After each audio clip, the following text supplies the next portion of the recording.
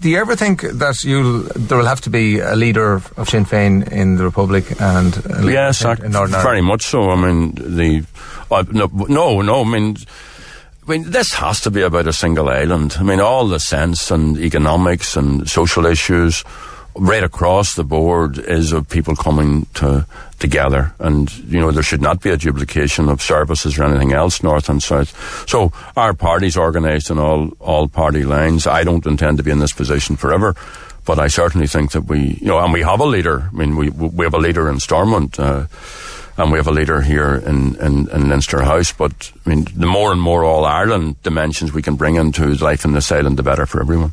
I don't know who said it, that all politics is local, but in particular Sinn Féin politics is local, isn't it? Local politics. Well, it's a mixture of both. I mean, people vote for two reasons. They vote for a big idea, or they vote in self-interest. And clearly, if you don't have a locally grounded organisation or representative, you're not going to be able to do any of those things. And then secondly, we shouldn't reduce politics simply to voting. It's little wonder people feel disempowered. If every 4 or 5 years, that's the amount of contribution you make to the political process. Politics affects all our lives every single day. You go out now to buy a sandwich, a coffee, a pair of shoes, you're going to be paying VAT. You go out or a now, condom. or anything. 21%. So that's a political judgment that the managers of the state, the managers of the legislature are making. So people need to be empowered. And I mean, I'm going back to what I was saying earlier on, Ray.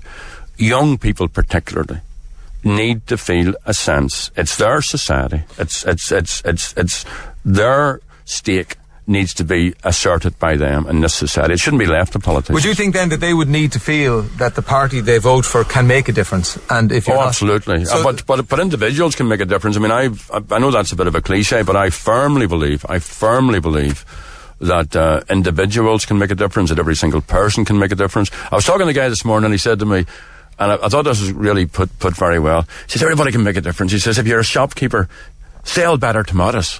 That's making a difference. If you meet somebody in the street, smile at them, that's making a difference. Yeah. And I thought that was just a brilliant way of putting it. Everybody can make a difference. Bertie Hearn said in the Sunday Times that he would never contemplate, they're not his exact words, coalition with Sinn Féin. Don't believe him. The big issue isn't really whether Bertie would contemplate it. The big issue is whether Sinn Féin would contemplate it. And we would only contemplate being in government if the terms for that government are right. It's like doing business. What's your price? What's the cost of equality? Isn't it odd that Sinn Féin and Fianna Fáil have more in common than Fianna Fáil and Progressive Democrats, probably?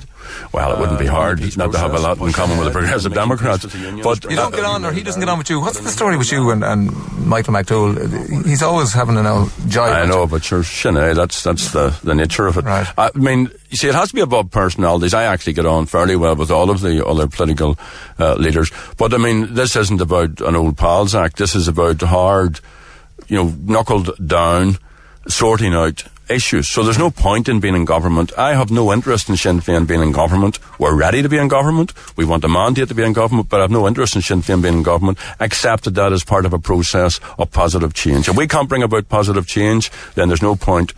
Isn't it odd that Bertie said he won't go into coalition with Sinn Féin, and yet he was encouraging you to share power with Ian Paisley, and that's for me as a sort of that's odd. About Ian Paisley, and we leave it at this.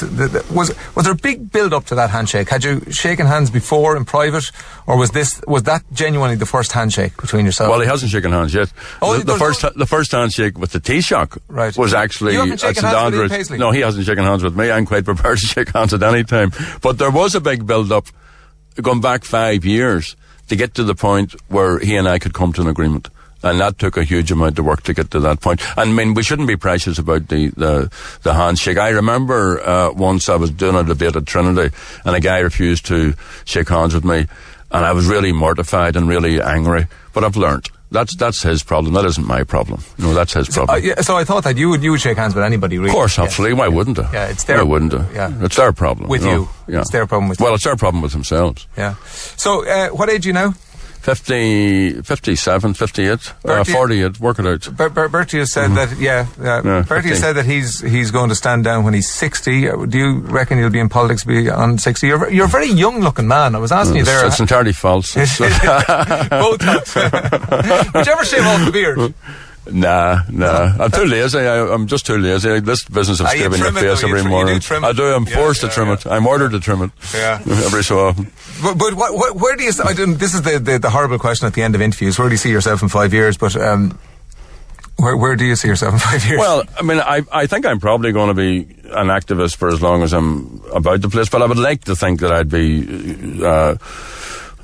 messing about in the garden or walking a dog or doing more of the more leisurely things. But I mean, there's lots of things to be done in this life, so let's try and get all that done first. Do you ever think that there will be an unconditional apology from Sinn Féin / IRA for their part in the conflict?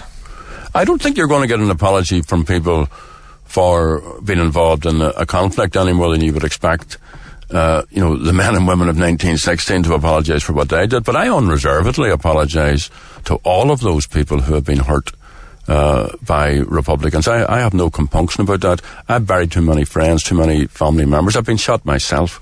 There's no point in doing anything else but in a very, very wholehearted way trying to build the peace. And by doing that, you have to reach out and you have to be contrite. And at the same time, let's be assertive about the right of the people of this island to live together and to govern ourselves and to build our own future. I mean, wherever you come at this, Ray, and I mean, I go to Britain quite often. I have very, very good relationships with many, many people there. The colonial relationship of Britain with this island is what has been at the core of many, many, many of our difficulties now. We're starting to come out of that and we're starting to move ahead to build a better future. But does that mean that we're oblivious to the hurt that has been inflicted? No, we're not. I'm certainly not oblivious to it. And just one final question. Do you still fear for your life? I don't fear for my life. What's your security? You can't give us the details of it, but do you have bodyguards constantly, 24 hours a day, 7 days a week? Except when I can sneak away from them. But yes, I mean, you have to take security precautions. But I mean, you get on with it. You just get on with your life. And I mean, I think I'm very lucky. I mean, I'm sitting here doing this interview with you, and I'm still able to contribute in a positive way. So I think I'm very, very lucky, and I think that I have to use my life in a way which ensures that no one else has to go through the type of situation that we're all trying to come out of. And I do think, I go back to this business about equality, and I go back to this business about young people. We can have an equal society. We can have a genuinely Republican, egalitarian society if we want it enough. Now, if we just leave it to the politicians, it won't happen. But if we want it enough, and if we... You're a politician. Of course, but I can only be an agent of change. I'm not someone who doles out favours or who, I'm only a guy trying to do my best in this particular circumstance. I was up in Finglas last night, and there's kids in the audience. I know the kids have no chance in the Ireland of the Celtic Tiger. Those kids they're not even going to get probably beyond primary school education unless someone does something about it. And then in years to come, we'll deplore antisocial elements or criminal elements, or we'll talk about ganglands and all of that nonsense. I mean, let's straighten it out. Will has one question for you, and it is Bertie or Enda. You have one Bertie or Enda. Bertie or Enda for what? Getting into bed with. Metaphorically speaking. Well, as long as it was bunk beds, it would be okay. Who's on top? Good luck. Thanks very much, Gerry Adams.